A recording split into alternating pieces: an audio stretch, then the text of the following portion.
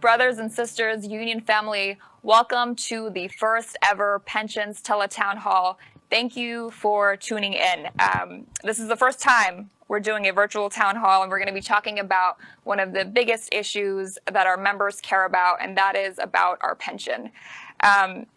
Folks, there's so much misinformation out there, legalese. It's so easy to get confused and lost in all of it. So we're here to break it down to you in a way that's easy to understand and as digestible as possible for everyone. Okay, and let me just warn you, we're not TV stars here. We're not CNN hosts, right? We're just union folks just trying to engage with our members in a way that's easy to understand, and we're trying to make this a little bit more fun and interesting for you. So we're broadcasting on both the IUPAT Facebook and YouTube accounts. If you're on Facebook, take a minute right now, go on your Facebook account, search IUPAT, scroll down a little bit, and share this video. That way more viewers can watch it. Your brothers and sisters at your district council will also have an opportunity to tune in. So take a minute right now to do that. As a viewer, you have the ability to engage in the chat boxes. So if you have questions, you can post them there, and we'll work on responding to as many members as possible. If you have a question that's very specific to your case, the best approach there is to just go ahead and call the pension funds office, and someone will be able to help you. So we've asked all our members to take the activist pledge, which simply means we're here to build the union. It's a pledge saying that we're committed to building the IUPAT. And all of our pledge signers were able to submit their questions in advance. So we have some really good member questions that we picked out for you, and our panel is going to talk us through that. So let me introduce you to who we have here. To my right, we have Ken Rigmaiden, the General President of the IUPAT. We also have Tim Maitland, our funds administrator / our pensions guru here at the headquarters. To my left, we have Jim Williams, International Organizing Director. And we have Kahlid Robertson, Glazier at DC 51, Local 963. All right, so folks, let's just get right into it. I'm going to toss it to Ken to talk more about the Pensions Town Hall, why we're doing this, and to go into the resolution that came out of our last general convention. Ken? Thanks, Yasemin. So before I get into my comments, I want to say that what we're doing here, I want to re-emphasize Yasemin's statement. The notion of the IUPAT putting forth this program, this way of communicating with our entire membership, is something that's new, it's robust, but it's what we have to do. As leaders in the organizing program, as leaders for membership, as leaders in organized labor, we have to be able to communicate effectively with our membership. As an example, this venue right here goes back to our general convention. And our general convention, where we came up with the resolution that included every member, every participant, from an apprentice to a retiree and everything in between. You can be an instructor, you can be a journeyman, you can be a business manager, you can be a representative. If you're in the IUPAT, these pensions are your interest. These pensions require your attention. We have to be involved and engaged, and that's the only way we can advance and address these challenges that we've been facing for the last 18 years. That's right. Thank you, Ken. We all got to get involved. That's what it means to be part of a union. So let's get right to the first question. We're going to play our first member video to start us off. Hi everyone, my name is Angelo Marquez with District Council 51, Local 963 from Silver Spring, Maryland.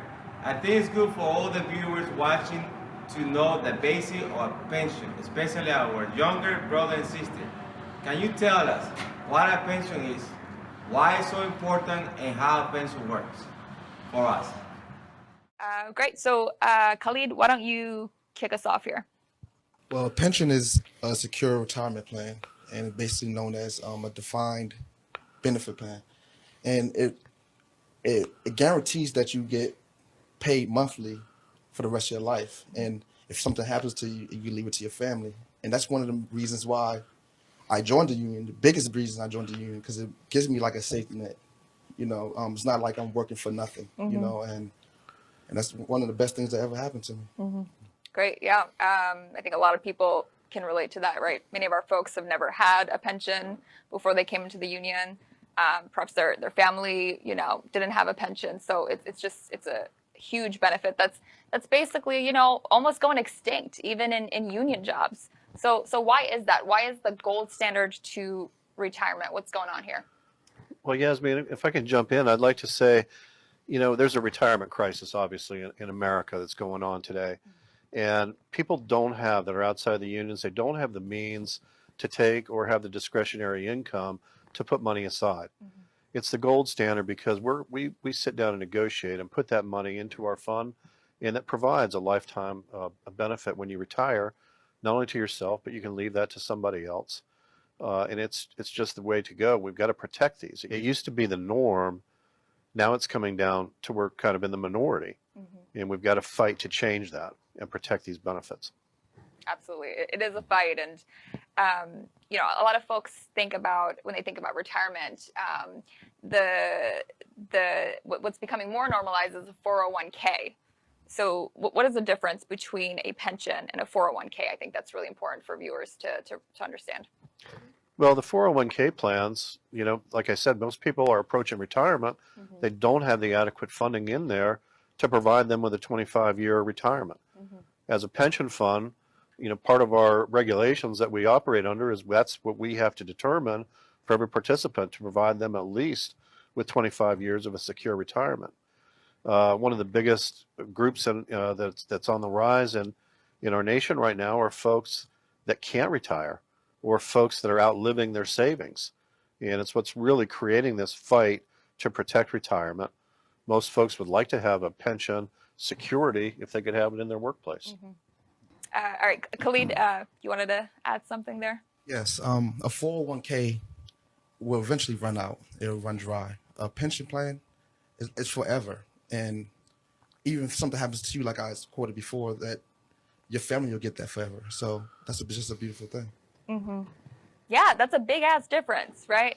Your pension is going to be there every single month until you die, whereas a 401k will run out when the money runs out. So that's a really important addition there. So we have some more member submissions here. The first one is from Francisco Manocandelos, DC 16, Local 3. How much do you get when retiring? What are the requirements to retire? It's a really good, basic question. And I'll throw this one in there too. It's by Troy Osborne, DC 7, Local 802. If I die before retirement age, will my spouse receive my pension, and at what age will she have to be? Two really good questions. All right, let me see if I can take a stab at these one at a time. Yeah. So how do I get a pension? First off, you have to become vested into the pension plan. Vesting is working 5 years with 1,000 hours in each year. They don't have to be consecutive, but they have to be relatively close. Once you're vested in the fund, you'll have a benefit no matter what you do at that point. We want you to stick with us, and obviously that'll grow. How much will I get when I retire? It's based on the formula of accruals in your rate of your CBA contribution into the pension fund.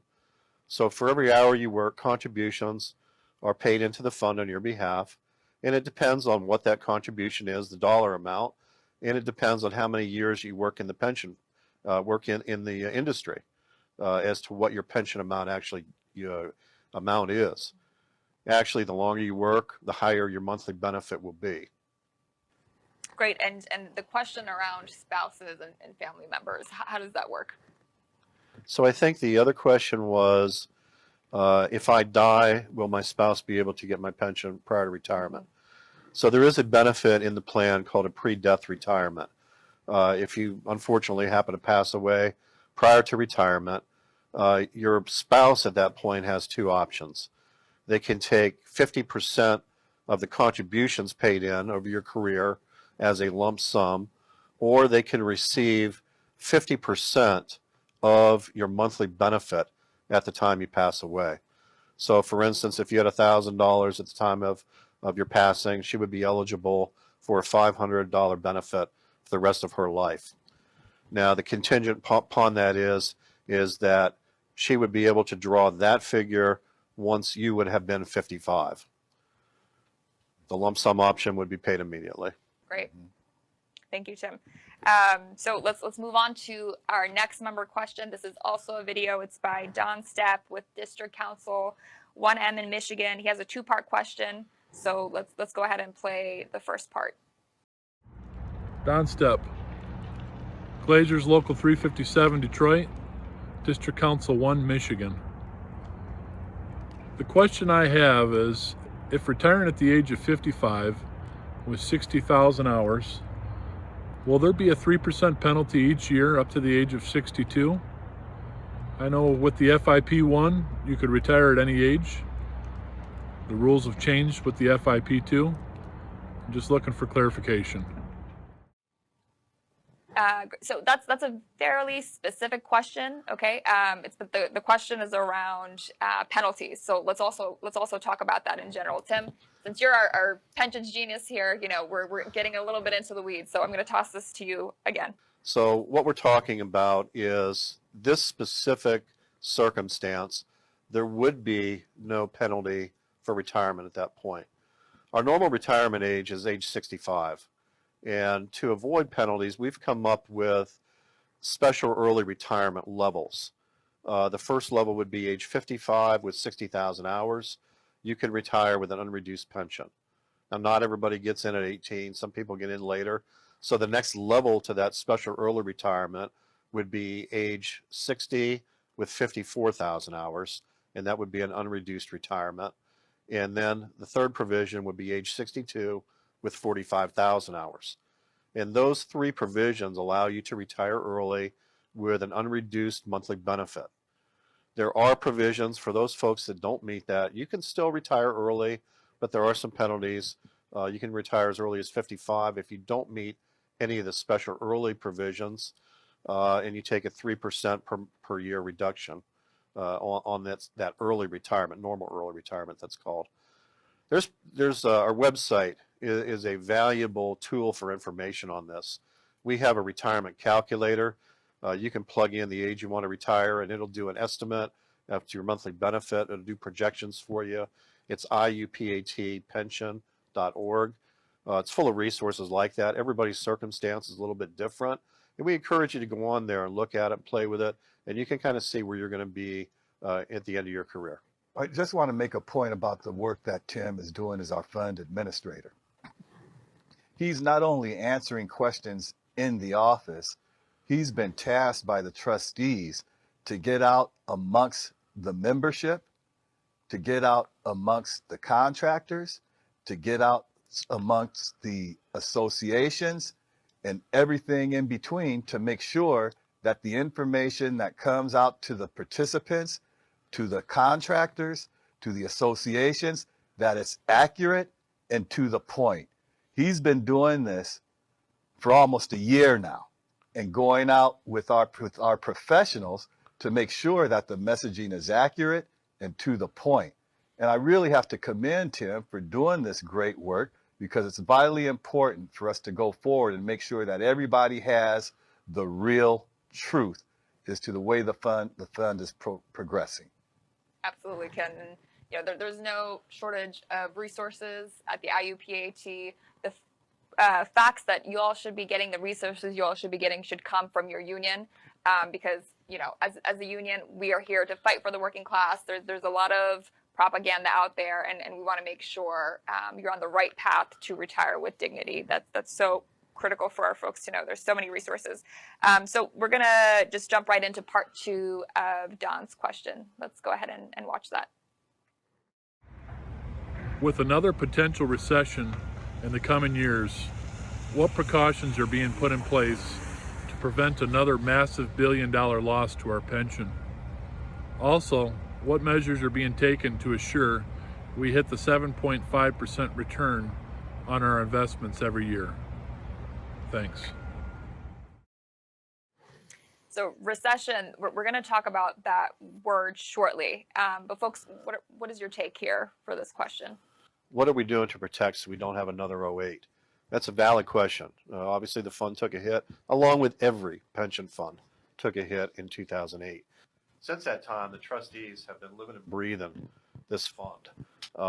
We've looked at our investment managers. We've switched it up.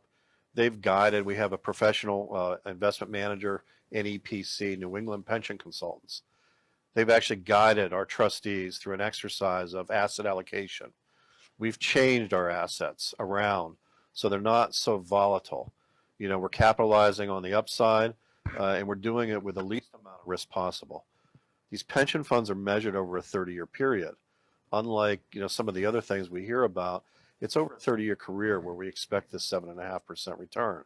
So we're still volatile. We're still going to be a little bit vulnerable to the market, but we're almost in a different spot than we were in '08, where we're not going to be as vulnerable to the market as we were at that time. Mm-hmm. So the other part of that was the changes that we made structurally to the plan with our benefits. You know, we had to look at special early retirement. We had folks in their early 40s and mid 40s going out with full benefits, and that's a great benefit. And I don't want to cast any dispersions on that, but the plan couldn't afford it. You know, so we really had to look at that and make some structural changes in the way we did our special early retirements, and we had to add money to the plan. So that was another requirement of FIP2, was to add money, shore things up, give a better benefit to our members, because we saw where some folks were lagging behind in their accruals. But at the same time, another avenue to protect in the event of another recession was the zero accrual. And we know how painful it is. We're just really trying to emphasize this in the meetings that we go around the country. Those folks that had their money in 2008 and 2019 or 2018 and 2019 with the new money, they're farther ahead in their benefit now than had we made no changes at all. And they're on a pathway to a much higher benefit. I know the 2020, the zero accrual provision was triggered by a return in 18, and it's hard on some, but we want you to know the trustees are dedicated to provide an overall better, more secure benefit to you. And that was the thought process in the restructuring of our plan. Yasemin, it's really important for the participants to understand and know that our plans are complex. 6 different accrual rates, over 2,000 contribution rates, contractor meetings, associating meetings, all of that. Over $3 billion in plan assets, and we're paying pension funds, pensions, over 4,000 retirees monthly. It's a big, robust plan. In order for us to be ready to do that, you need to understand that. However, I would love to sit here and tell you that everything is gold. This is why we're having these meetings. Want to hear. The reason we're having these meetings is to make sure that you become informed with the facts. Exactly. And that's what I'm saying about Tim. Tim has to get out there, and he can't do it alone. That's why he's out there in the field. He's out there with his team. He's out there with the representatives from the IUPAT to make sure that that messaging gets out and it's fully informative. We've got to know where we are and where we stand. Absolutely. Member education is so key here. And that's why, you know, we're here today, just to engage with our folks to make sure, you know, they got the right information. Yasmin, I'd like to jump in too, if I may. Of course. I think it's important that we recognize that the pension can't be the thing that divides us as a membership. There's too many factors out there that are at work against us. We have way too many bigger things that we need to be fighting for, and we can't let a pension fund or disinformation about a pension fund divide us. And as we travel the country and as we work with our affiliates, we can see the real anxiety that our members have about their retirement, but the same anxiety exists about the work opportunities and the ability to go to work and feed their families. And, you know, we have to be focused, and we have to come together as a union to make sure that we're focused on preparing for what could be a potential next recession, you know, and preparing for what the real fights are. I think my brother Kahlid over here mentioned that he joined the union because of this type of benefit. We have to get that word out to the rest of the workforce. About 90% of the workforce does not have the benefit of a defined benefit pension plan. And if we can, instead of turning inward on one another and fighting over whether our pension's doing good or not, and educate the rest of the workforce that we can unite, we can fight, and we can push back, that's going to be the thing that saves us from a future recession. Mm-hmm. That's really well said, Jimmy. Great. So let's talk about that word, recession.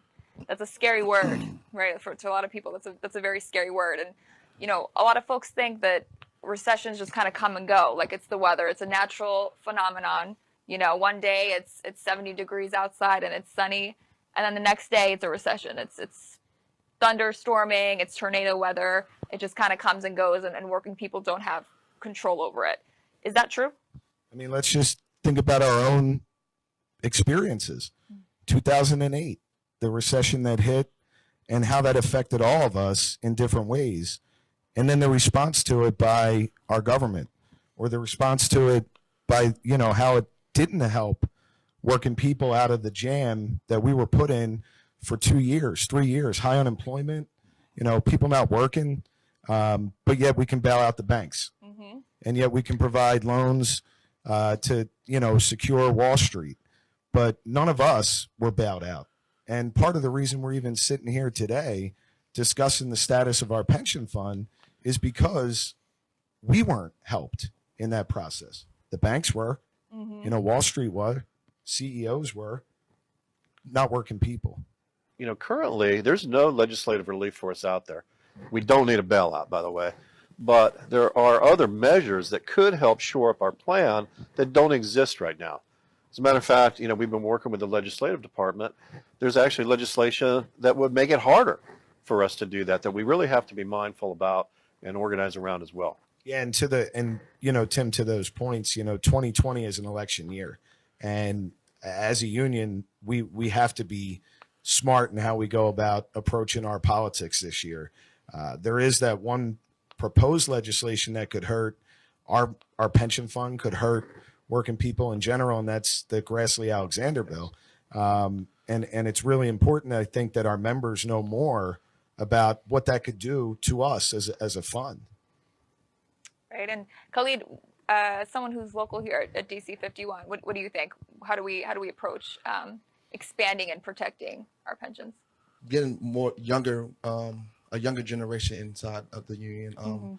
Also going to the union meetings and voting on things that you need to vote on within the hall, you know, because when we go to union, it's not as big as you want to see it, you know. And I think those are top things that would help us drastically, you know, with expanding. Yeah, we got to bring younger people into the fold and grow our union, right? Doing good organizing. That's what it comes down to, folks. So we have two final member questions here. One I will read to you, and the other one is a member video. The first one from Tim Rooney over at District Council 82, Local 106. It's around, will every new member be in a pensions fund? And the other is a video, so let's go ahead and play it. I'm Ben Gadak. I'm a retired Glazier. I'm from Langley, BC. I'm with DC 38, Local 1527. I earlier submitted a question to the town hall. I just thought I'd send it in video version. So I'll just read off what I earlier sent. As a retiree and 43-year member of the union, is my existing pension amount in jeopardy, or does this necessary fight involve future retirees? Union members and retirees shouldn't have to worry about any negative political intervention. So that's my question to the town hall, and thanks everyone for supporting your union. Great. So I'll give this to you, Jimmy. What do you think? Yeah, every one of our new members that come in will be contributing to a pension fund, whether it be their local fund or the national fund. But more importantly, we have to organize the future workforce, like Kahlid said, the younger workforce around retirement security. And we have to get out and educate people on the job sites, the non-union workforce, about the need for retirement security. And that is going to be what helps our fund the most, is to be able to organize new people around retirement security. Right. And why are these anti-worker forces coming against our pensions? Why are they trying to target it? I think some of it has to do with just the economy in general. The folks that drive our industry, the construction users, folks that build buildings, developers, general contractors, they're constantly trying to lower the margins and drive down wages as much as they can.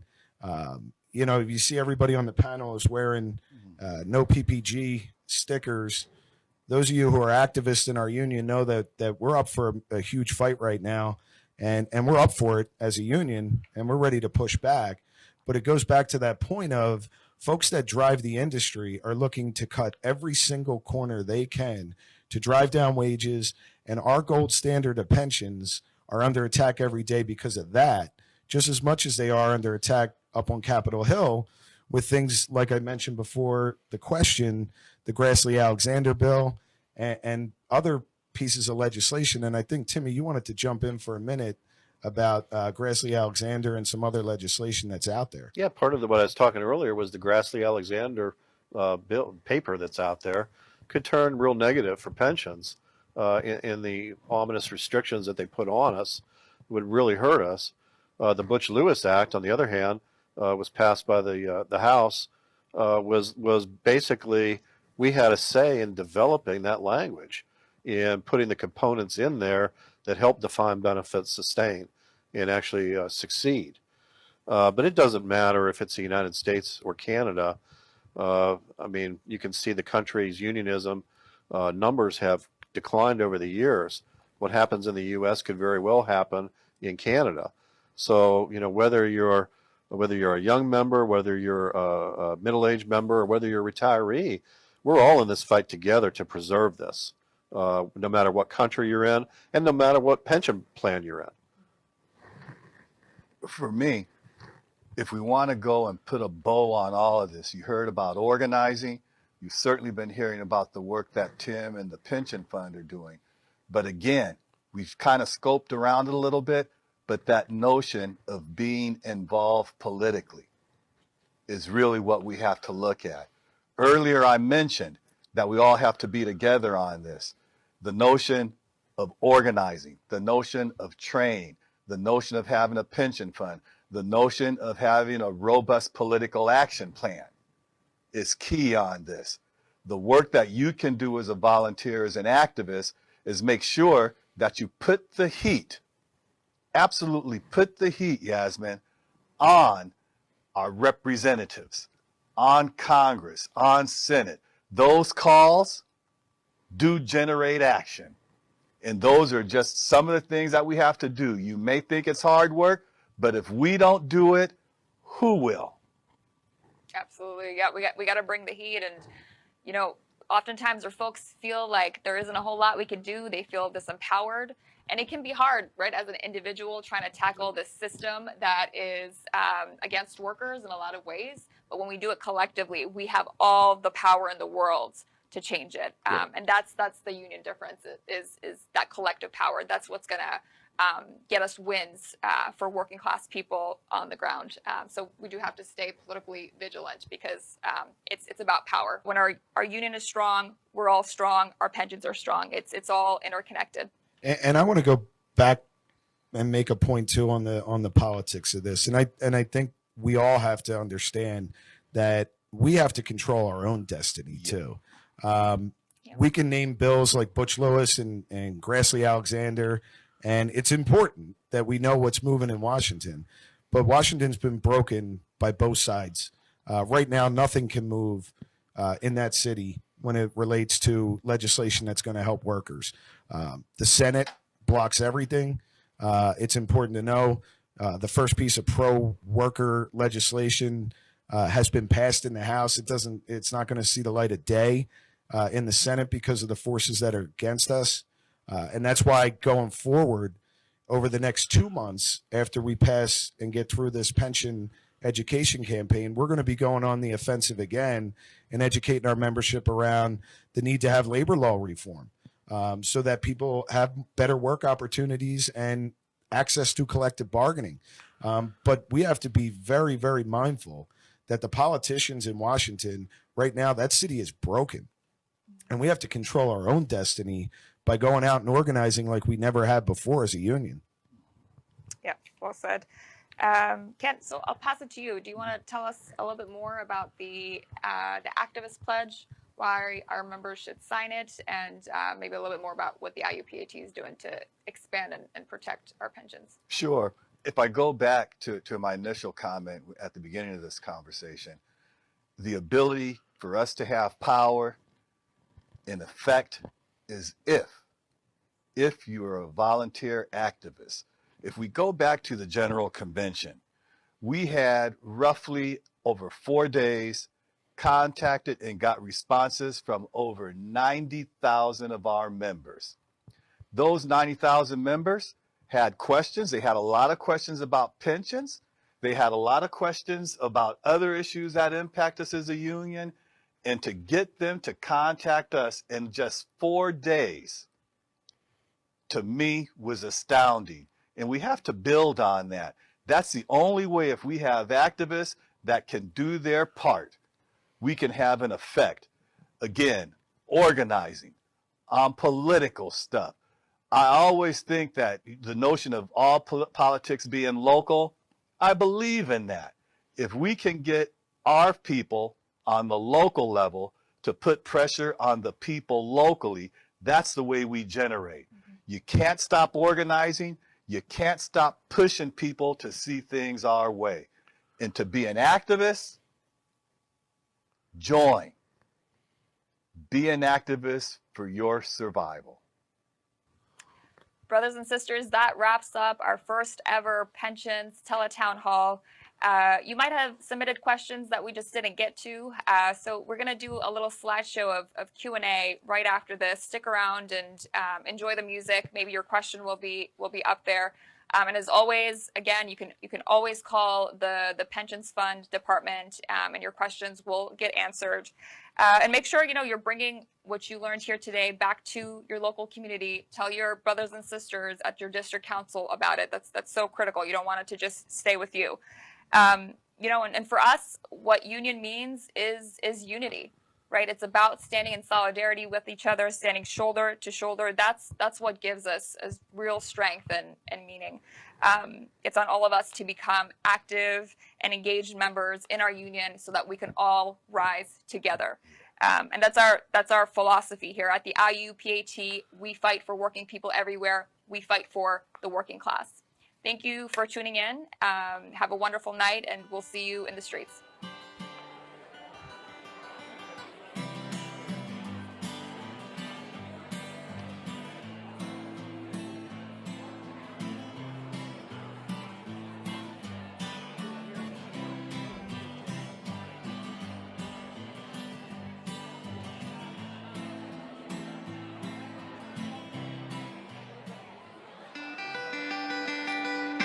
See if I can remember all the words.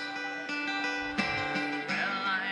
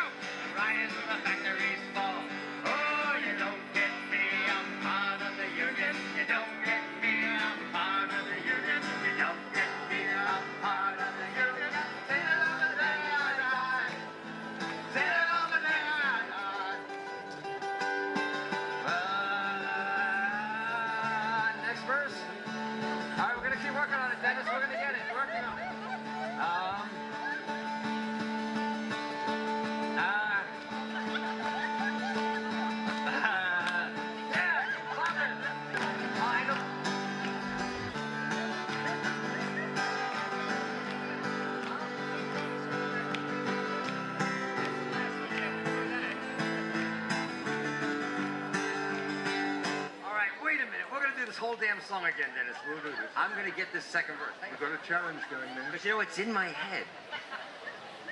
Dangerous neighborhood. I won't sleep tonight unless we get this done. Okay.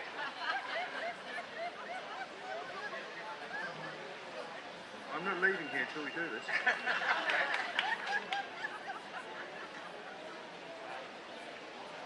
Let me work backwards. Let me backwards. When I show my card at the Scotland Yard, and this is what I say. Oh, wait a minute. I got it! I knew you would. Okay, wait a minute.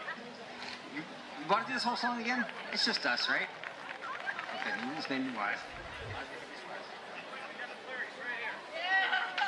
Oh, wait a minute, that's cheating. That's cheating. I don't do that. You know what they say? You know what they say now? Is JFGI. Just fucking Google it. All right, let me see. But you tell me if I'm right. Okay, let me see. Because you know what's happening? The retrieval part of our brains is disappearing. Because everybody goes, I can't remember. Oh, 1 second.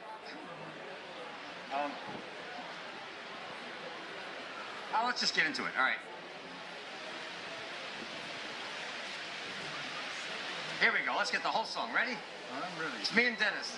Let's try it again. Ready? I don't have any pride. Do you, Dennis? None. Good. None whatsoever.